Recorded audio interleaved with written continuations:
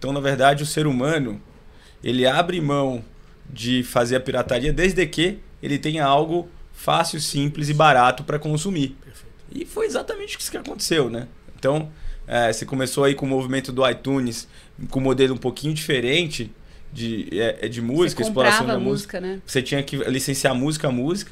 Só que aí depois logo veio o Spotify com um modelo em que você escuta, paga uma assinatura apenas, que é um modelo que ainda merece alguns ajustes, mas tá aí, né? Sim, tá indo bem.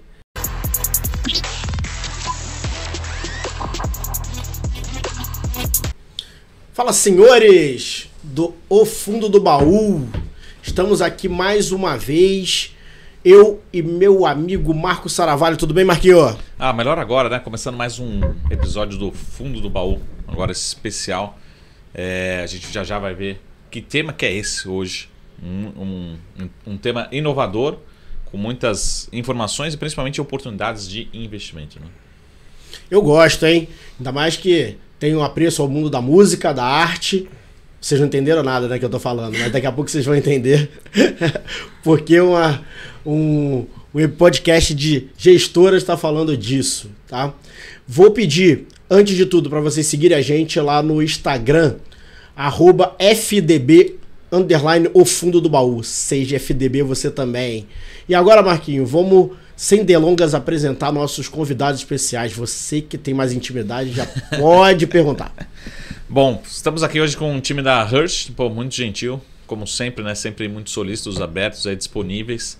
Arthur e Roberta, sempre nossos pontos aqui de contato com a Hearst. Muito obrigado pela presença e participação.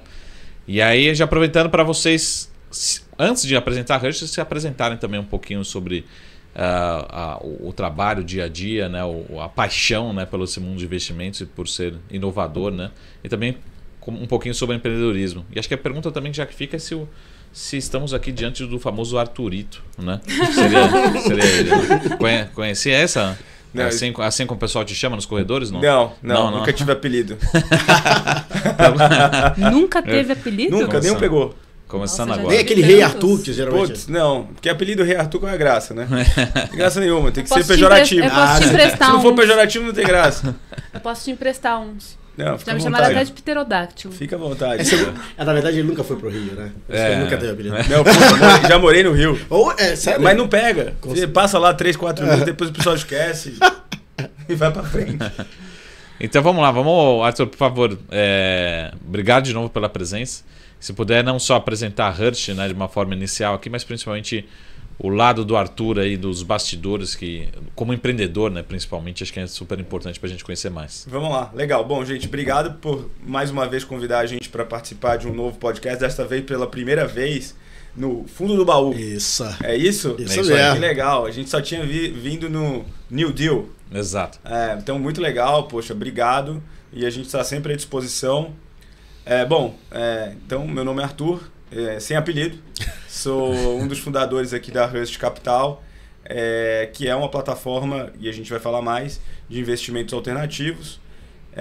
Como eu falei lá no Arthurito rapidamente, eu comecei a carreira como programador. Ainda antes da faculdade, comecei a programar sisteminha lá para videolocadora, farmácia, escritóriozinho de manutenção de computador, manutenção de geladeira, etc. E aos poucos eu fui vindo para o mundo online. Então acho que isso ajudou bastante. Eu comecei a programar para o mundo online em 97, ainda quando a internet estava encaminhando no Brasil. E isso de alguma forma ficou aí na formação. Acabei indo fazer direito na faculdade. E aí eu lembro que o primeiro estágio que eu consegui foi justamente porque eu fiz o site novo do escritório de advocacia, que estava ruim. Eu falei, olha, eu consigo melhorar esse site. E de lá para cá, eu trabalhei como advogado quase 10 anos dentro do mercado financeiro já. E aí também trabalhei no mercado financeiro em posições mais de negócio, em corretora, fazendo ICM. E aí saí para desenvolver... eu estava na época escrevendo uma dissertação de mestrado que falava sobre mercados alternativos de valores imobiliários. Chegou um ponto que eu não aguentava mais escrever e pesquisar. Eu falei, nossa, eu não quero mais fazer esse negócio, eu quero empreender e construir uma empresa parecida com essas que eu estava pesquisando. Eu estava pesquisando empresas mercado de acesso. Então, aquelas iniciativas que fizeram com que empresas que ainda não estavam aptas por tamanho a ser listadas, a ter algum tipo de negociação e levantar capital em algum mercado de acesso mais institucional. Então eu estudei um pouco o que estava acontecendo na Inglaterra, lá com o AIM, né, Alternative Investment Market da London Stock Exchange, e iniciativas parecidas como essa tinha na Itália, na China, e estudei também nos Estados Unidos que tinham plataformas de investimentos em empresas fechadas, que hoje uma foi comprada pela Nasdaq e a outra fechou. Então, uma chamava Shares Post e a outra chamava Second Market. E aí eu comecei a estudar esse negócio e falei, olha, eu quero realmente construir uma empresa que dê acesso a pequenas empresas a levantarem algum tipo de capital. A gente via um gap na época que existia de acesso a financiamento por pequenas e médias empresas. E aí naquela época eu achei que ia conseguir resolver isso fácil. Lei do engano, aquela ingenuidade boa que move o empreendedor, mas que com fé em Deus a gente não desiste, né? E aí a gente está aqui depois de 10 anos empreendendo com a Rush Capital, e por que não dizer que de alguma forma a gente consegue tornar o mercado de capitais e trazer soluções de funding para ativos que antes estavam isolados, né? Então, de alguma forma, tudo que eu estudei ali e tudo que eu vivi como empreendedor ao longo desses 10 anos ajudou para chegar até aqui. Acho que, em linhas gerais, para não demorar muito, é isso. Deixa eu só para reforçar esse ponto. Você já falou Inglaterra, Itália, talvez um pouquinho nos Estados Unidos, mas continua sendo o seu benchmark no sentido de ter uma referência em mercados, em empresa, ter alguma empresa que você tem como referência. É engraçado que você não citou a Ásia também. A Ásia usualmente é sempre vanguardista em tecnologia, enfim. Como é que está outras regiões, né? Ou não, ou o inverso é verdadeiro, por exemplo, no sentido assim, o Brasil é Brasil, não tem benchmark no Brasil, porque o Brasil a gente tem regulação diferente, enfim, questões diferentes. Como é que fica a questão no Brasil? Ou é só replicar o que a Itália fez, vamos fazer aqui no Brasil? Como é que fica essa geografia, trazer aqui para tropicalizar? Você fala lá do estudo, de mercados de acesso. Isso, porque às vezes você fala assim, teve uma EdTech, aconteceu nos Estados Unidos, vamos replicar no Brasil. Você consegue, né? Mas como é que é esse benchmark exterior trazer para a legislação, enfim, para toda essa questão brasileira? Até teve uma iniciativa que eu estudei que chamava Growth Enterprise Market, que era na China. E lá o mercado é um pouco diferente, né? Porque o governo está lá com um papel muito mais ativo do que na maioria das economias de mercado que a gente conhece aqui no Ocidente. Mas eu diria que nenhuma dessas grandes novidades que eu estudei na época, que pareciam ser grandes novidades, veio para o Brasil de uma forma sem nenhuma mudança.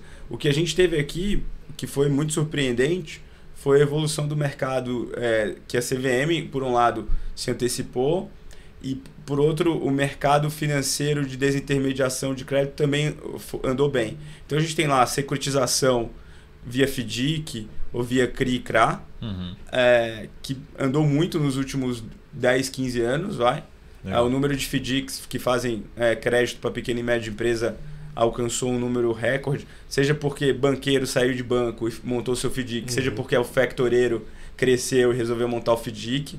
Então você tem aí, por esse lado, um avanço gigantesco no Brasil, se eu posso falar assim, de acesso ao financiamento por pequenas e médias empresas. E do lado que a gente mais olhou e participou de alguma forma, foi com a legislação de Equity Crowdfunding, que a CVM criou lá em 2017, a pedido do mercado, a pedido de players que se juntaram lá. E aí eu vou citar aqui o nome do meu amigo Adolfo Melito, que encabeçou N reuniões, participando da Fiesp, etc., discussões bem interessantes.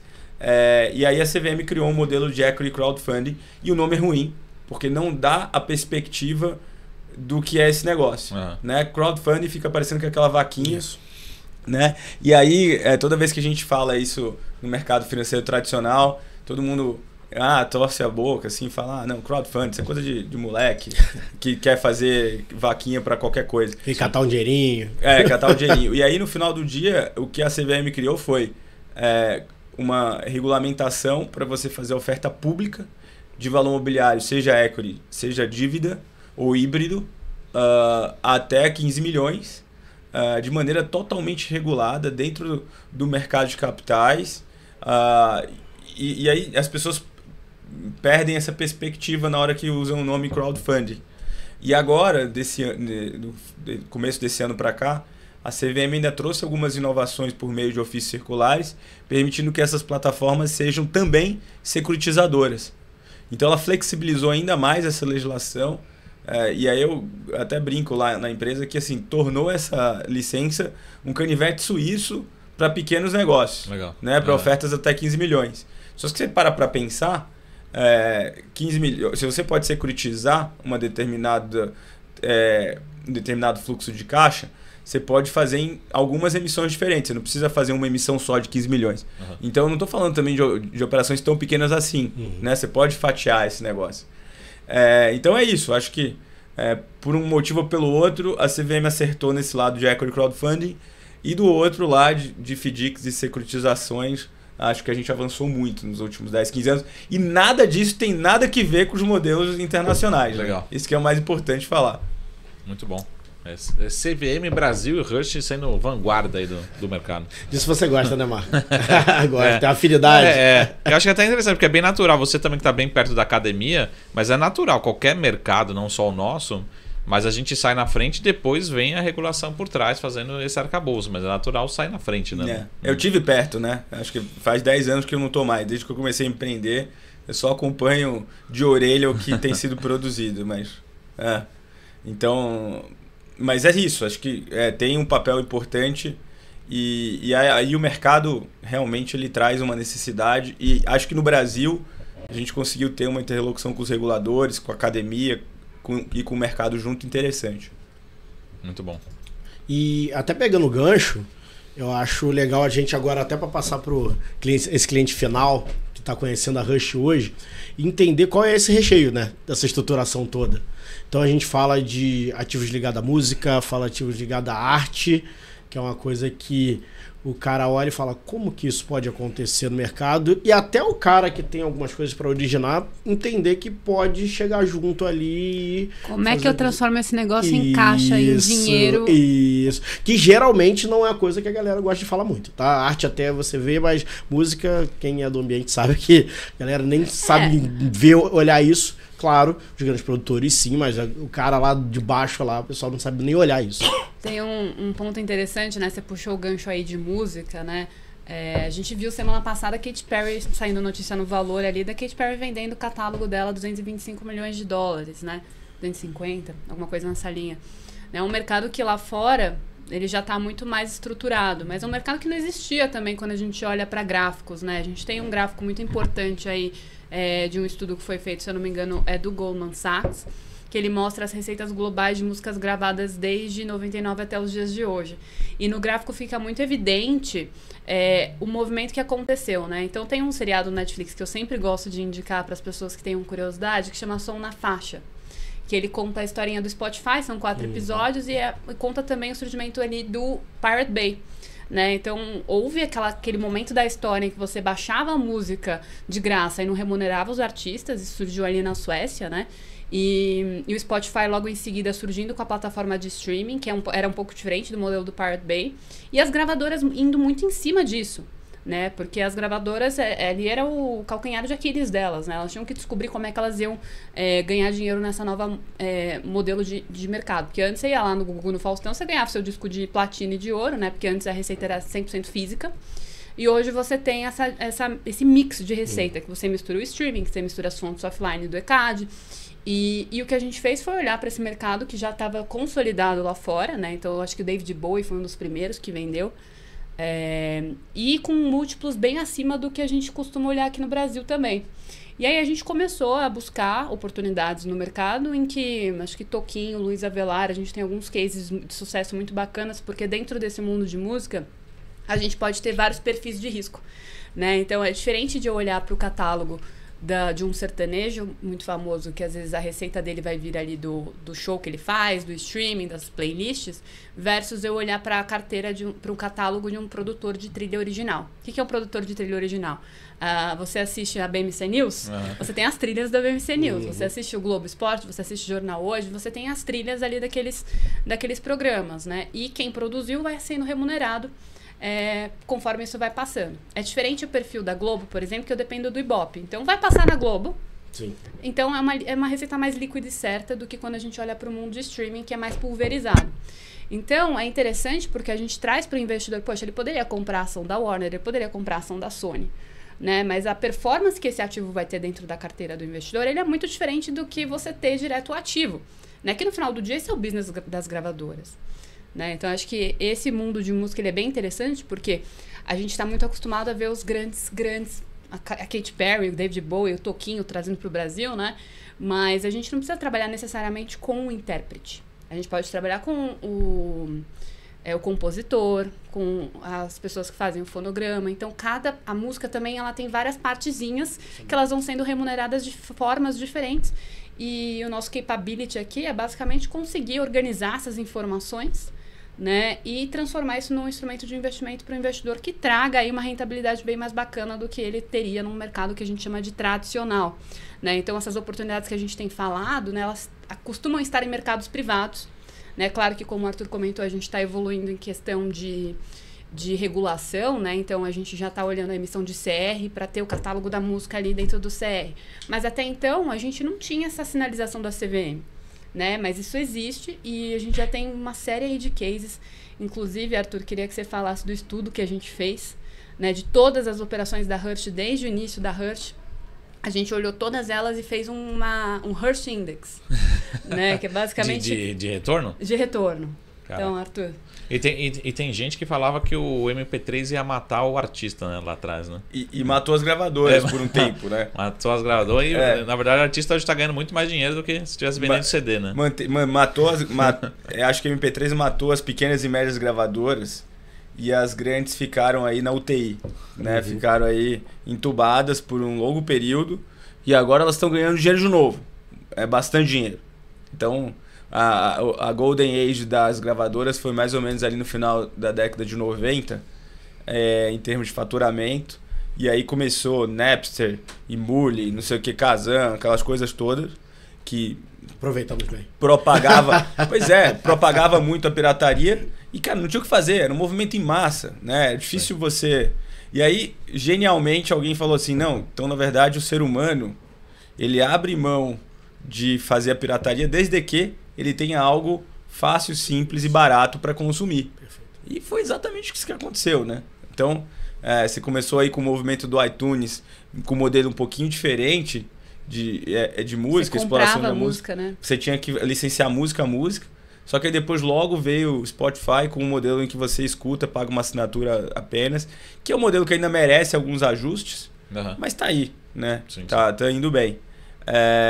Bom, acho que quando a gente fala do mercado de arte ou indústria criativa ou entretenimento, eu acho que realmente existe ainda hoje uma barreira em relação ao mundo criativo em relação ao capital. Isso. E se encara isso como uma forma de, olha, eu não quero deixar que o capital influencie aqui no mundo criativo. E tá certo isso, né?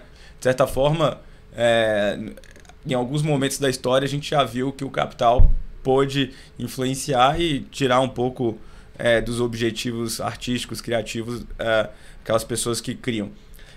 Mas eu acho que hoje a gente pode dar um passo para frente, entender que, como qualquer indústria, precisa de recursos, precisa de dinheiro para funcionar, né?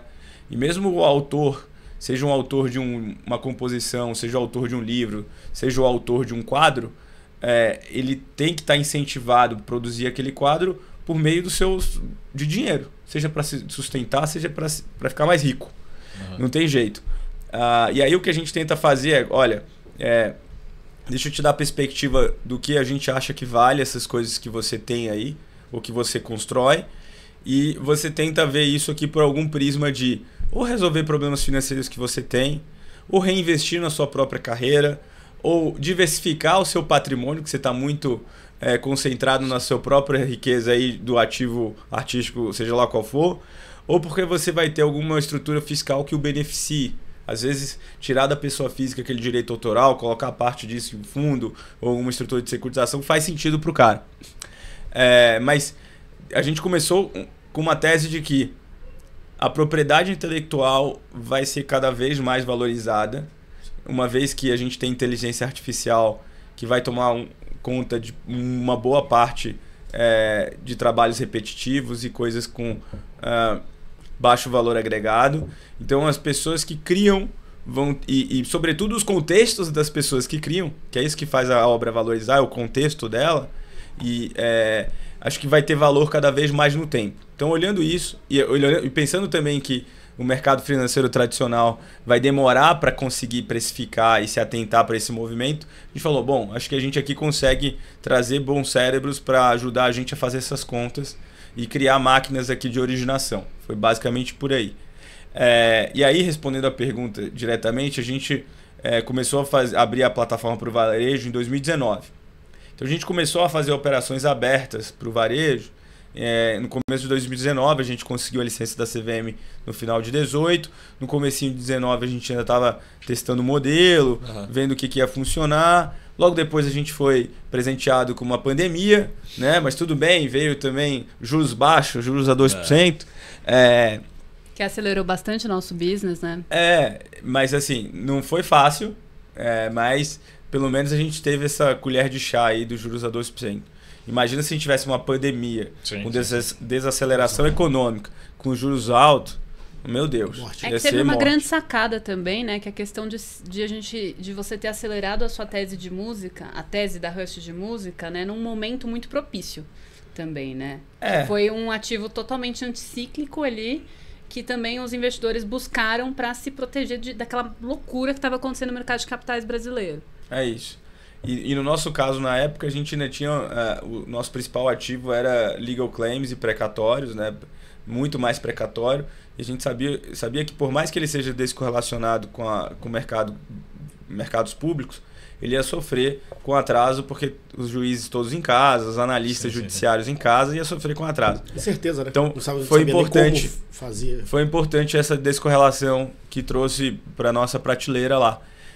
E aí a gente fez um estudo recentemente com uma consultoria para olhar todas as nossas operações desde o começo da empresa que efetivamente encerraram e devolveram o dinheiro para o investidor, colocaram o dinheiro no bolso dele. E a gente viu que na média histórica foi 21,1% ao ano, comparando com o CDI, dá 3 vezes o CDI, né, do período. Então a gente ficou bastante entusiasmado com essa métrica, não foi algo totalmente... que nos impressionou assim, de forma por ser surpresa, mas foi um número que a gente achou que devia estar por ali. E aí quando a gente constatou e falou, bom, agora a gente tem número, a gente consegue agora bradar aos 4 ventos esse número, a gente está indo. Qual que é o problema disso? O problema é que às vezes o investidor chega lá e faz uma aposta, faz um investimento, ou 2, e ele não consegue capturar isso, né? Porque a gente olhou todos os investimentos que deram certo, todos os investimentos que deram errado, agregou tudo e tá bom, 21,1%. Para o investidor conseguir capturar isso, ele vai ter que diversificar em pelo menos 5 operações diferentes. Então, e aí para o investidor de varejo, e o nosso ticket mínimo também não é muito baixo, né? Para o investidor de varejo, um valor importante para a classe média brasileira de R$10.000, ele fica, poxa, mas como é que eu vou colocar R$10.000 e vezes 5, vou ter que ter 50, qual é o tamanho que eu tenho que ter de reserva de emergência, qual é o tamanho que eu tenho que ter em outros investimentos, né? Mas é isso, a gente está aqui tentando, em algum momento a gente vai conseguir baixar o ticket mínimo, mas por uma questão de qualidade do atendimento a gente não conseguiu. No nosso mercado subsequente tem uma baixa de ticket, né? Então a gente também consegue atender aquele investidor menor, né? A partir de R$100 ele consegue entrar lá no nosso mercado subsequente / mercado secundário Hearst. Então acaba que às vezes, dependendo da oportunidade, ele acaba até conseguindo uma TIR melhor, né? Porque muitas vezes é um investidor que já ficou um tempo na operação, dependendo do ativo, ele consegue ter uma rentabilidade bacana. Mas ainda o business está em construção, né? Então até citei numa live recentemente, até o mercado de renda fixa, né? Quando a gente olha o secundário de renda fixa, também está em construção, né? Não dá para dizer que é um mercado líquido como é o de ações, mas isso está em construção, né? E acho que tem toda essa ponta, né? A gente falou aqui, reserva de emergência, né? Acho que quando a gente olha para o mercado financeiro, eu gosto muito de falar, ainda tem R$1 trilhão na poupança. né? E por que está na poupança, né? Acho que faz muito parte do trabalho das assessorias, do trabalho da Sara Invest, do trabalho da BMC News aqui em trazer conteúdo e trabalhar essa educação financeira do cidadão, que realmente é entender, né? Poxa, agora eu já tenho minha conta num banco digital, eu já tenho ali minha reserva de emergência, já tenho ações que eu gosto e que eu tenho uma estratégia para elas também, né? Porque, assim, tem muita gente que gosta de análise técnica, acho que vocês têm um pouco aí essa visão do técnico, né? Mas acho que muito do que a gente faz na Hurt, ele vai para fundamento. Né? A gente vai olhar fluxo de caixa, a gente vai olhar para o ativo, a gente vai trabalhar o ativo. Então, a obra de arte, como o Arthur estava falando, né? A gente não vai comprar a obra e deixar ela em casa. A gente vai levar ela para as galerias, a gente vai levar ela para exposições. Então, a gente tem exposições esse mês no Farol Santander, que vão ter obras do Di Cavalcanti, que fazem parte do nosso acervo, que vão participar, porque é assim que essa obra ganha valor. Então, tem uma real gestão ativa. Né? Quando você olha para fundo de ação, a gestão ativa vai muito mais ali de você ficar acompanhando indicadores e situações econômicas do que você, de fato, trabalhando o ativo. Né? Então, acho que esse é um grande diferencial também de você trabalhar com esses ativos que estão aí em mercados privados, que são ativos reais. Né? Boa. Posso dar um passo atrás aqui, só para, se vocês puderem explicar de uma forma geral quais são as principais teses, temas, né, de alocação, e dentro das alocações como é que está o nível de conhecimento ou a demanda, enfim, dos investidores. Aí eu vou vocês me corrigem se estiver errado, mas, por exemplo, para mim, precatórios já é um tema que, de certa forma, vai começando já a ter maior conhecimento, né, dos alocadores, dos investidores finais, né? É o mais fácil dele entender no primeiro momento, né? E às vezes é até poxa, ele já deve ter um título público, ele já tá acostumado com esse perfil de risco, né? Às vezes eu acho que acaba sendo o primeiro passo no mundo de alternativos, né? Porque acaba sendo realmente o mais conservador que a gente tem dentro de alternativos, mas eu entendo que sim, é o primeiro produto, muitas vezes é o primeiro passo que o investidor dá ali para alternativos, mas em sequência, né, como acho que ele já deu o primeiro passo, ele vai conhecendo também as outras gamas de oportunidades, né? Eu acho que o Arthur pode falar um pouco melhor das outras teses, né? O que tem em termos de maturidade, o que a gente tem acreditado, mas acho que precatórios acaba sendo esse vamos tirar a trava, vamos entender então que existem outros mercados. A porta de entrada. Exatamente. Eu acho que para o investidor é importante saber algumas coisas sobre a tese de alternativo como um todo. Acho que a fórmula, talvez traduzida para o Brasil, do portfólio 60-40, 60 em ações, 40 em renda fixa, né, essa fórmula americana, que já lá não funciona tanto, aqui muito menos. Porque a gente tem aqui um problema de muito poucas ações na Bolsa, e quando você olha ações com liquidez, muito menos. E aí quando você olha para o mercado de renda fixa, você vê que tem operações, e aí que são, no final do dia, tem algumas companhias que se dedicam a captar aqui dentro, mas o mercado de capitais ainda está demorando para chegar em operações com companhias de outros perfis, de companhias menores. Você precisa ter 30 milhões ou mais aí para emitir uma operação de mercado de capitais. E aí, eu acho que o que é importante para o investidor pensar é o seguinte: olha, eu tenho aqui uma alocação para uma reserva de emergência com liquidez imediata, eu já comecei a entender um pouco de renda fixa, ou pelo meu perfil, eu só quero renda fixa, eu não quero renda variável, mas eu gostaria aqui de aumentar um pouco o retorno esperado da carteira, mas também não queria abrir mão de ter baixa volatilidade, né? Só que para o investidor conseguir entender esses conceitos, ele tem que ter uma ajuda de um consultor especializado, de um assessor de investimento, que aos poucos vai passando para ele ali no dia a dia, na alocação, etc. É difícil para o investidor sozinho, de forma autodidata, na correria do dia a dia do trabalho, o cara que é cirurgião, o cara que é advogado, etc., capturar todos esses conceitos. Mas eu acho que com o assessor vai.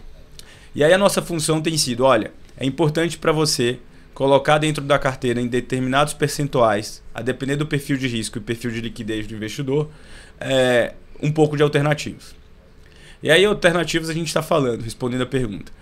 Lá a gente tem aqui ações judiciais, créditos judiciais contra empresas, e a gente olha mais empresas que já são listadas ou que tem uma cobertura das áreas de research de banco, e também em precatórios. Então a gente também olha União, estados e municípios, sempre olhando muito a questão de saúde financeira da cliente público, mas sobretudo as peculiaridades do processo de pagamento de precatório, que é algo que muda muito, né? Então você pode ter um ente que tem uma saúde financeira boa, mas é um mau pagador de precatório.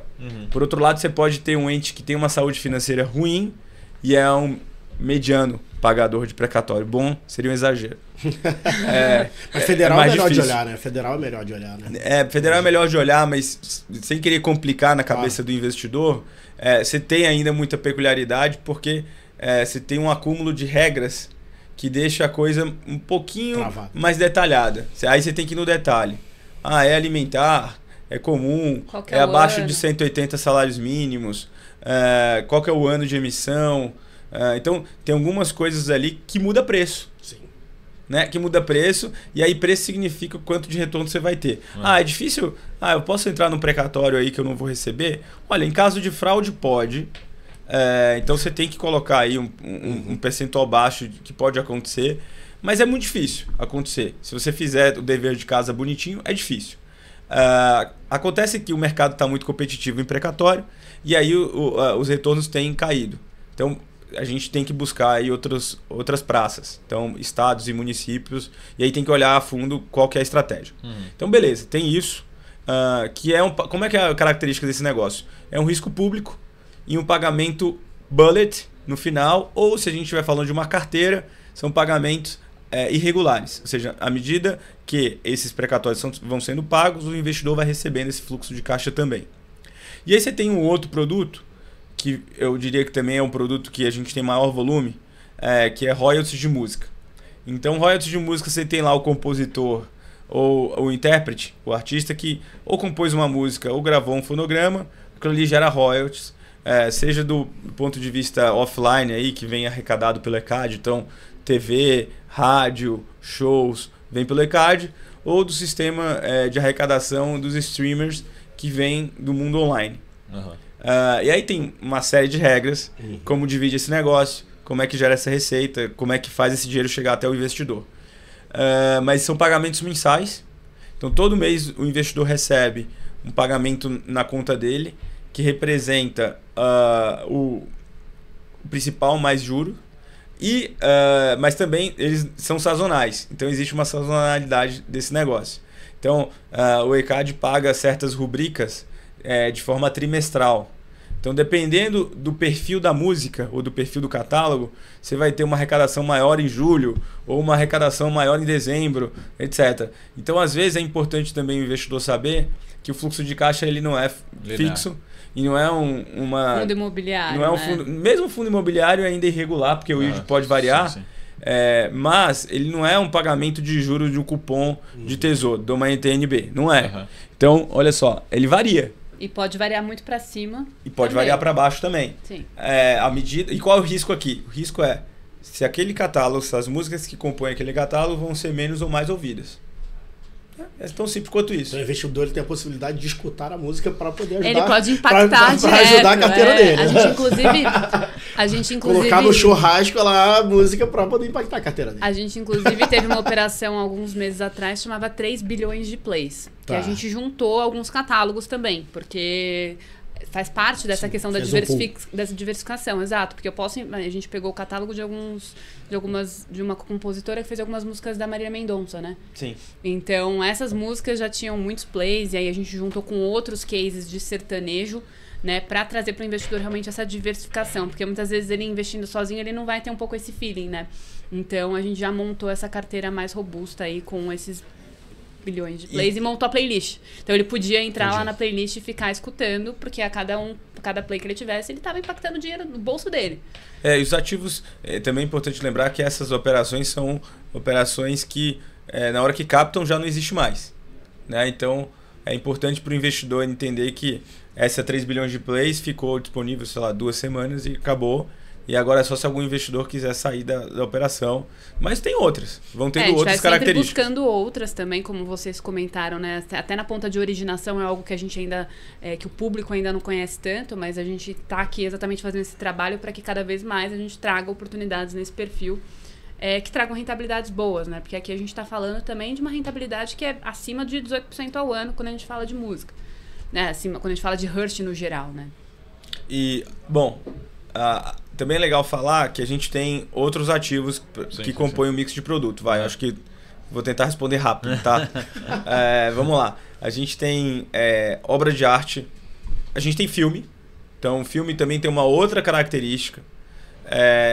A gente tem obra de arte também, e também um estudo profundo sobre o fundamento do autor que criou aquela obra, histórico de preço, quantas exposições ele participou, quais coleções ele está. Só para dar um pouco de exemplo que não é algo super etéreo, pelo contrário, é algo muito mais matemático do que a gente imagina. E todas essas coisas, o que essas coisas têm a ver com o Ibovespa? Suspense. De todos esses ativos mais conectados com a classe de ativos alternativos, tem a ver com o Ibovespa e eu acrescentaria mais. Tem a ver com a decisão do Copom de baixar ou subir a Selic. Boa. Muito pouco, né? Acho que assim, Selic, acho que a gente até consegue entender que impacta e precifica muitos ativos na economia, né? Assim como o juro lá dos Estados Unidos. Agora, o Ibovespa nada, né? O que acontece com o nosso catálogo de música de qualquer um dos artistas dos quais a gente fez negócio, se o Ibovespa subir ou for penalizado no mês? Nada. Absolutamente nada. O que impacta é muito mais as pessoas estão escutando música ou não. Estão assinando Spotify ou não. Estão assinando qualquer outra plataforma de streamer ou não. Então, acho que isso é importante para o investidor ter em mente. Assim, se ele já tem ativos na carteira de renda fixa e renda variável, que hoje em dia está cada vez mais difícil extrair o benefício de diversificação. Se você coloca renda fixa e renda variável, tá difícil você extrair benefício de diversificação desses ativos, porque você olha no longo prazo, todos são de alguma forma correlacionados. Então, o que você tem que fazer? Olha, eu tenho que colocar um pouco mais de ativo alternativo aqui, e essas classes, como a gente comentou aqui, filme, música, obra de arte, tem essa característica e consegue entregar um pouco mais de descorrelação do que a gente tem em mercados públicos de renda fixa e renda variável. Vamos dar um exemplo. Desculpa, te cortei, né? eu ia puxar exatamente essa questão do exemplo, né? A gente, às vezes, que a gente está no mercado mesmo... Eu gostei muito. Que a gente está no mercado financeiro, a gente acaba falando numa linguagem que, às vezes, para o espectador que não faz parte muito desse mundo, não entende, né? Mas uma reflexão que eu gosto de fazer, né, é para você imaginar... Né? Imagina aí, o que você acha que tem a relação entre a Magazine Luiza, a Renner, as lojas americanas, como que essas empresas entre si elas estão correlacionadas, né? Então, quando a gente tem uma questão tributária, então como a gente está vendo agora a questão da tributação da Shein, das asiáticas, né? O fato de tributar ou não, como que ele vai impactar essa indústria? Né? Então, essas indústrias ela têm um beta parecido, né? Ela está no mesmo setor, então você vai ter uma correlação entre as duas. Né? Então, às vezes, você vai ter uma correlação positiva, que é as duas sobem juntas, ou uma correlação negativa, que é uma sobe e outra desce. Né? Isso falando de empresas da mesma indústria. Né? Mas quando a gente olha para bancos, por exemplo, né, eu posso falar, então, qual que será que é a relação da ação do Itaú, do Bradesco, do BTG com o varejo? Aí a gente tem que olhar a questão de como que esse banco está exposto nesse setor. Né? Quanto que ele tem na carteira de crédito dele que está alocado no varejo. Então, existe, de fato, essa correlação, porque você está ali no mercado público, o mercado que você já fez um trigger ali de qual que é o ticket mínimo, enfim, você está falando de volumes muito expressivos, né? E quando você vai para a economia real, quando você vai para a obra de arte, até existem, lá fora existem alguns indicadores, alguns índices de arte, né? O Art Index, o Art Price, né? Que eles fazem alguns estudos, mas de novo, né? Você está falando de um instrumento de mercado tradicional, versus o que você pode ter ali, a obra que a gente vai fazer toda a gestão dessa obra e você vai, de fato, é igual você comprar um apartamento, né? Você comprou um apartamento, você reformou e você vai vender, né? Então, acho que esse é o exemplo, às vezes, um pouco mais simples, né? E pensar também no tipo de acesso que você tem àquele mercado, né? Porque, por exemplo, a gente pode comprar ação da Netflix, né? Eu vou depender da Netflix, gerenciar o fluxo de caixa dela, contratar funcionário, reduzir custo e gerar lucro para eu ter meu dividendo lá daquela ação. Ou eu posso comprar o produto final que a Netflix vai comprar para ela crescer tudo isso. E não é só a Netflix que vai querer comprar esse produto, é todo o mercado de streaming. Então, como que eu estou escolhendo me expor a mercados que eu acho que vão crescer? Né? Então, acho que essa é a grande sacada aí. Bom você falar isso, que agora eu venho acho que a pergunta que eu elaborei sobre a questão de como vocês se comportam junto principalmente à questão dos fornecedores. E aí eu explico. Você falou sobre a questão de como a distribuição, né? Assessoria de investimento, consultoria, a gente que vende assessoria. E eu acho que o tipo de business da Rush, ela traz um negócio que é muito além do que só a questão do cálculo matemático. Com certeza. É empatia. Eu acho que no comportamento hoje, principalmente o comportamento do consumidor hoje, do cliente hoje, até no mercado financeiro, ele tem essa questão empática muito grande. O private equity ele cresce muito por causa disso, né? Eu coloco na empresa que eu entendo, que eu sei qual é e eu gosto do setor. Basicamente tem muito essa linha, principalmente para aquele cara que não é trader, né? Nesse sentido. E como vocês se comportam indo para o ativo direto junto a o outro lado, né? Empresários, curadores, porque a gente sabe que tem isso e esses caras têm que ter educação também para ver alguma vantagem no produto, para chegar até o artista, vamos colocar. Geralmente não é direto com o artista, alguns sim, alguns não. Então como que é realmente essa dinâmica de, cara, avaliações e organização? Como que é isso, cara? Isso é uma ótima pergunta, porque isso vai levar a explicar um pouco como é que a gente se organiza, né? Uhum. A empresa está organizada de uma forma em que a gente tem um relacionamento de longo prazo com outras empresas que a gente chama de originadores. Então, essas outras empresas que são originadoras é que de fato encontram o ativo na economia real, precificam, fazem toda a negociação com aquele antigo dono ou titular, fazem a due diligence e criam uma projeção de fluxo de caixa para aquele ativo.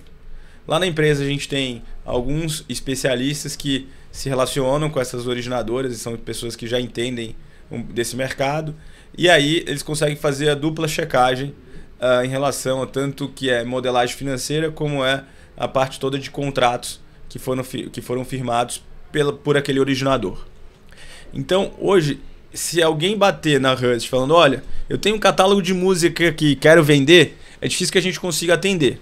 Por quê? Porque a gente precisa que o ativo, por mais que ele seja um ativo in natura, um ativo cru, a gente precisa que ele já venha com toda a parte de pesquisa feita, com toda a parte de modelagem financeira, com todos os contratos já em ordem.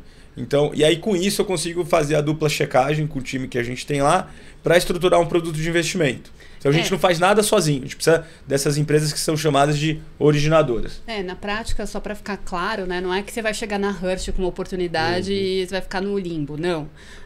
Você vai chegar na Hearst com uma oportunidade, a gente internamente vai conversar com a Move, vai entender apetite, vai ver se a gente já não conversou com esse artista antes, vai ver o que é histórico de negociação e uma vez tendo apetite para a gente olhar essa oportunidade, a gente assina um NDA, né, a gente faz toda essa checagem, essa análise financeira que o Arthur está comentando, para de fato a gente chegar ali numa proposta que possa fazer sentido para ambas as partes, né? Mas acho que o que tem que ficar claro é que a Hearst ela acaba sendo realmente a ponta com o investidor, né? E às vezes acaba que a gente origina coisa, mas quem faz o trabalho minucioso ali de consultar as bases públicas, consultar o ECAD, porque é um trabalho muito robusto, que você tem que ter conectividade com esses caras também. Não é qualquer pessoa que pode ir lá no ECAD e saber e consultar. Então tem o business da Move, né, que eventualmente, dependendo de estrutura, ganha o seu serviço ali, né, mas a gente não vai nada cair no limbo, assim, acho que o ponto é, isso pode seguir via Hearst em algum momento, mas a parte técnica sempre vai ser feita por uma empresa especializada. É isso, muito provavelmente se chegar uma oportunidade pra gente de algo que ainda está num estágio muito cru, a gente vai indicar uma das originadoras com as quais a gente já trabalha para que a originadora estruture esse ativo e nos chegue já no momento de securitizar e tokenizar esse negócio. Então a gente vai indicar para uma das originadoras. Acho que é isso o mais importante, a mensagem que a Roberta quis passar. E isso acontece muito na prática.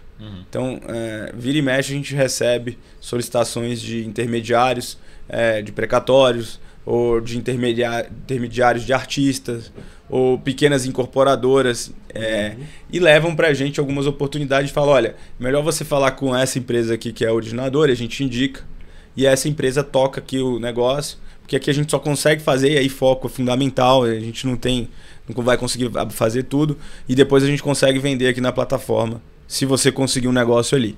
Inclusive, agora a gente está no momento de trazer novos originadores.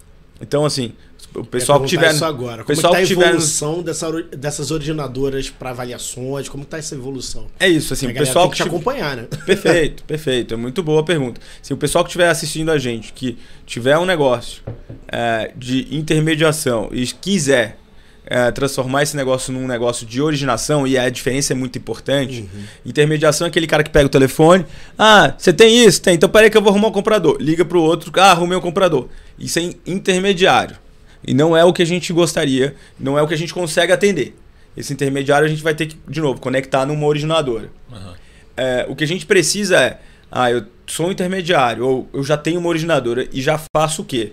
Olha, eu faço a aquisição do ativo, eu precifico o ativo, eu faço toda a due diligence econômica e jurídica, e eu consigo ter aqui no final do dia um produto que só falta colocar a estrutura de produto de investimento. Isso aqui é uma originadora para gente. E aí sim a gente consegue ajudar esses originadores que já estão espalhados no Brasil e aqueles intermediários que quiserem dar um passo para dentro da cadeia de valor e se transformar num originador, vai precisar de um pouco mais de ferramental, que não é rocket science, é coisa simples. Né? Começa como um fluxo de caixa descontado e depois a pessoa vai aprendendo outras coisas. Ele também pode falar com a gente que a gente ajuda.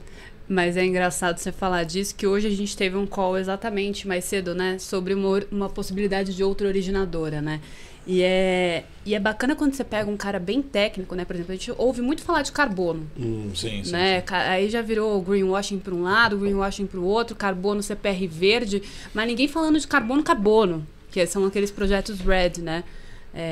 Então, é legal quando a gente pega, às vezes, um cara que já está nesse mercado bem específico e sabe dominar ele, porque é aí que sai um negócio bom, né? Porque para fazer o que o mercado já está fazendo, né, que é basicamente essa questão de você usar ali o ativo para falar que é o carbono, mas, enfim, acho que muita gente no mercado já está fazendo isso, mas não está fazendo do jeito que é o jeito certo.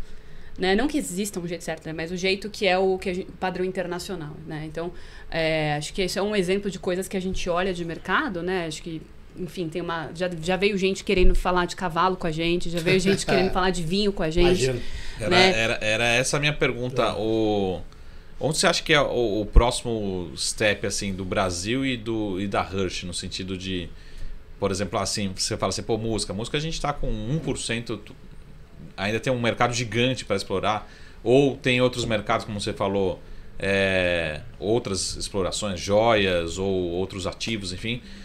Ou segundo step, no sentido assim, internacionalização, por que não ir num ativo argentino, no México, enfim, como é que explorar isso também? Surgiu também isso, né? Bom, para o Brasil, eu acho que é respeitando as vocações naturais, né, ou vocações econômicas, que a gente desenvolveu ao longo dos anos. Eu diria que tem aí um setor gigante para explorar, que é o agro, e aí explorar o agro tem muitas coisas específicas que dá para fazer em termos de estruturar produtos de ativos alternativos da cadeia de valor do agro. Você tem também muita coisa de energia, seja energia renovável.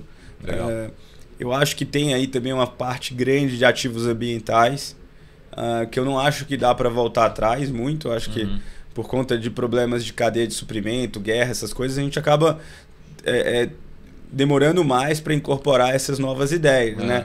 Sim. Mas eu não acho que a gente vai conseguir simplesmente esquecer tudo em relação aos ativos ambientais e falar que aquilo tem valor zero. Acho que vai demorar um pouco mais para a gente trazer isso como um ativo... Vamos dizer assim, o upside que estavam se esperando nesses ativos ambientais, ele está um pouco mais longe agora, com problema de guerra e desabastecimento das cadeias globais por conta de problemas geopolíticos. Mas eu não acho que o negócio morreu. Acho que o negócio existe. Ele só precisa ser reprecificado.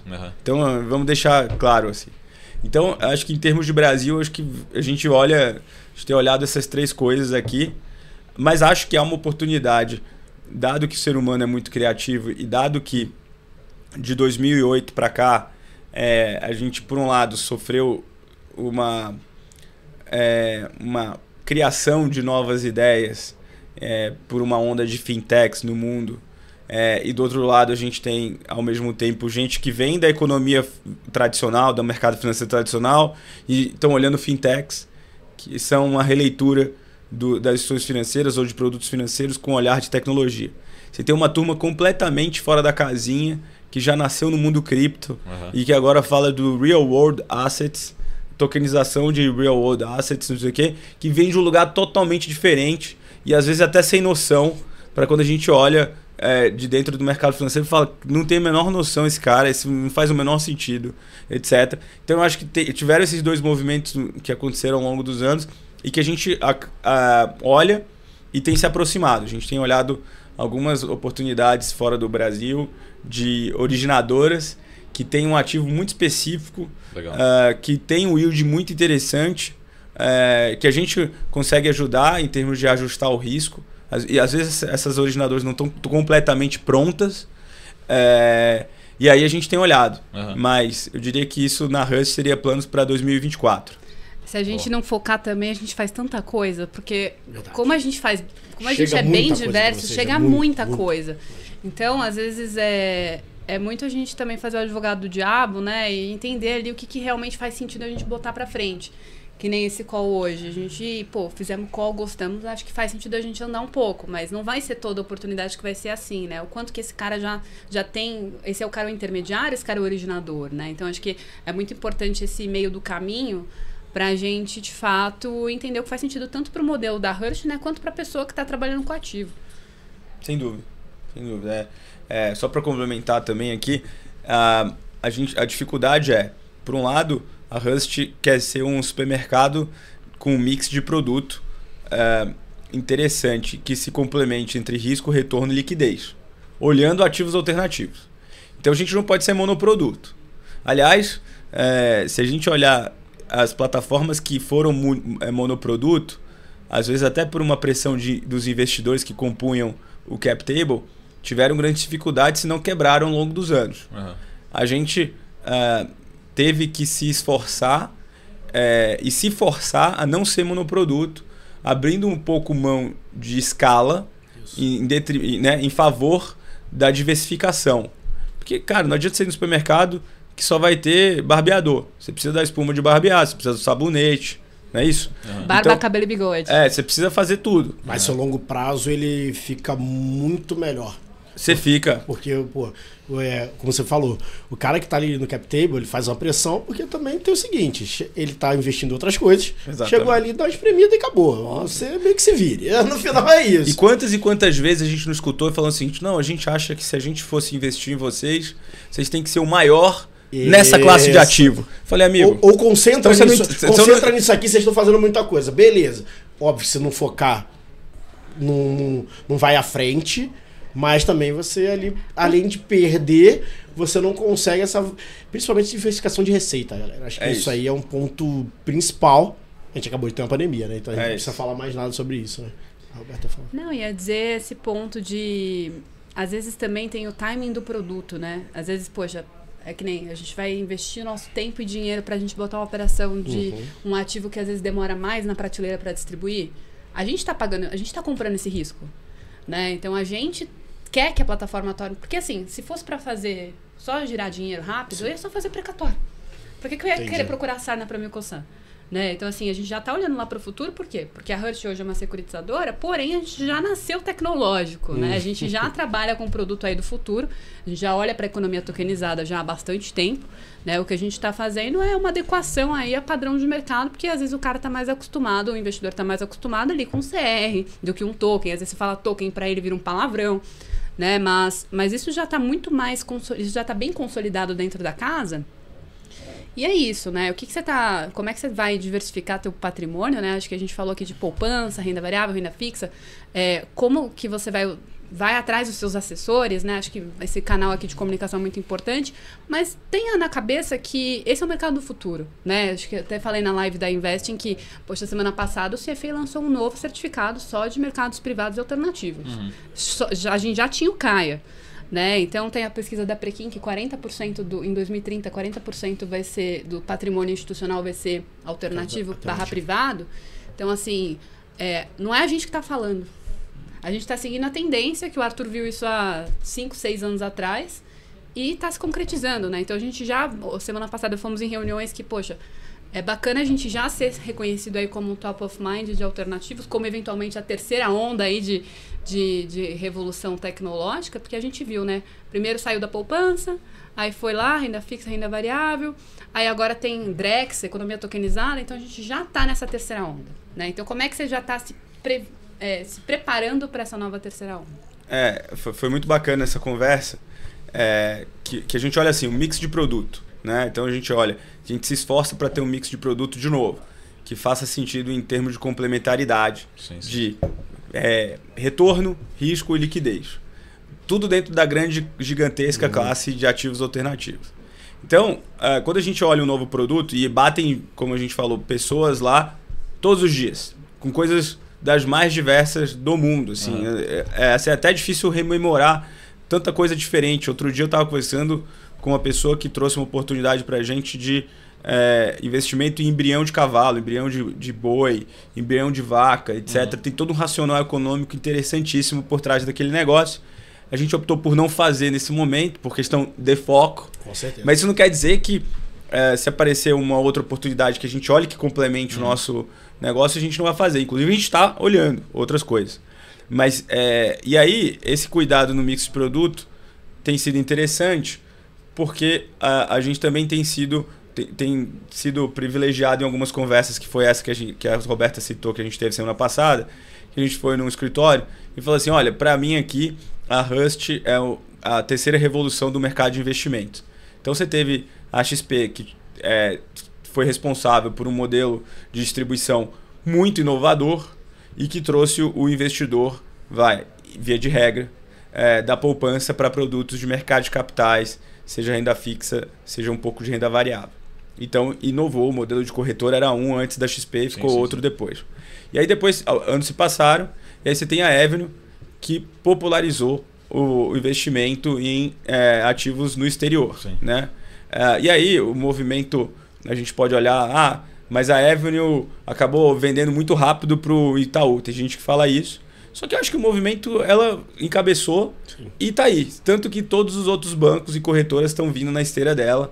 E o que demonstra que o movimento de investir no exterior é um movimento que aconteceu e realmente é a segunda onda de revolução do mercado financeiro. É um movimento de diversificação, né, que a gente vê. Exato. E aí, na terceira onda, que era onde essa pessoa queria chegar, a gente precisa olhar para fora de renda fixa, renda variável, ou que seja, fora de renda fixa variável no exterior e também para mercados privados.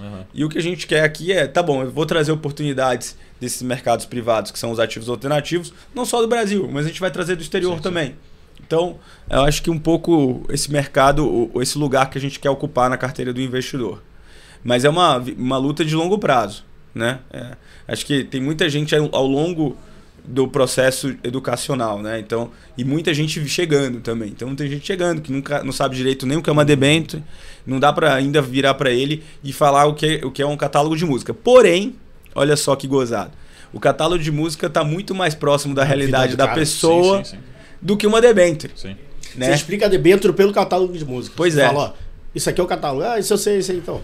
Vai funcionar dessa forma. Quando o cara chegou na debênture. Exato. Então, a nossa aposta também, porque senão ficaria um papo de maluco e um sonho de muito longo prazo. A nossa aposta é que pesquisas indicam que os millennials e os Gen Z são 3 vezes mais propensos a investir em ativos alternativos do que as gerações anteriores. Que é o caso da minha geração. Eu não sei. Não, peraí, calma. eu não sei se a pesquisa pegou aqui no Brasil, mas assim, falo dos meus filhos, cara, com certeza. Falar real, assim. Eu até penso assim na característica exponencial que traz vários motivos, mas acho que 2 deles. A tecnologia, de operacionalizar isso muito fácil, rápido, seguro. E também é toda essa parte que a gente está vendo aqui de educação, de conteúdo, de entender de uma forma muito mais fácil. Né? Antes de você entender uma debênture até anos 80, você tinha que fazer um MBA e passar 5 anos estudando. Não tinha home broker. Você tinha que aprender a fazer black and shoes. Mas é isso. Né? Poder comprar. Então, senão, como é que você precifica? Vai lá, boa sorte. Se bem que tem gente que não. Mas acho que não entendeu como precificar muito. Mas acho que a gente está falando de instrumentos, né? O Arthur me fez assistir esses dias um podcast do Daniel Goldberg, muito bom, que ele fala muito em vez de você perguntar o que é uma debênture. né? Um debênture, um CRI, um CRA. Você se perguntar o porquê. Né? Porque, Simon Sinek, né? não, porque assim, Simon pode ser Sinek, equity, né? pode ser Começa dívida, lá pelo pode porquê ser... lá da Apple, né? Enfim, hoje, pô, você nunca pensaria que um cara de mais de 65 anos usaria um iPhone. Hoje meu pai tá nem aí, ele usa iPhone o tempo todo. Então, assim, mas é verdade. Talvez pela construção da massa, a massa começou a utilizar e você também, o cara se não usar hoje, ele fica sem um acesso muito rápido, mas é muito pelo porquê, né? Como que entrar nessa pessoa, né? Porque assim, você pode ter uma ação, você pode ter a ação da Petrobras e de debênture da Petrobras. Né? Por que ela tá fazendo o debênture, né? Por que o artista tá vendendo o catálogo? O que ele quer fazer com esse dinheiro? Né? Então acho que é muito importante Você pode ter o ativo do artista que a Petrobras incentiva. Que a Petrobras incentiva artista pra caramba, né? Lá no Rio, pelo menos, é o tempo todo. Incentiva patrocínio, teatro, isso aí da isenção de imposto, né? Ok, mas o cara se conecta com esse cara. Certeza. O cara fala, pô, eu vi o show desse cara, enfim, o cara... As velhinhas falam, vou investir, óbvio. Mas eu acho que é isso também, a gente começar... A gente tá nessa frente aí de educação financeira, que o papel de vocês é cada vez mais importante aí, né, nessa melhora de economia do país. E, de fato, o que você tá olhando pro teu portfólio, como é que você tá definindo a tua estratégia, você é mais semana passada eu conversei com um investidor que só tinha ação na carteira. Né? Você tem vários perfis, né? Mas aí, de novo, é o assessor que vai ajudar ele a realmente trazer um portfólio equilibrado que traga, que corresponda ao que ele tem de expectativa aí de risco-retorno para a carteira dele. Acho que a gente fala muito de alternativas, mas o alternativo ele é complementar, né? Aonde investir além da bolsa? Você vai ter 30%.